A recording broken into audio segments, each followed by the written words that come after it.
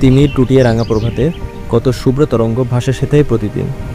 বালি ভিজে সুগন্ধি ছড়াচ্ছে সেথায়, সাগর পাহাড় মিলেছে একত্রে যেথায়। প্রকৃতির এই রূপ দেখে চমকিত হয়েছে কত নবীন প্রবীণ। আমরাও তার ব্যতিক্রম নয়। নীল জলরাশি ঘেরা বাংলাদেশের সবচেয়ে বড় পর্যটন কেন্দ্রে এবার আমাদের সফর।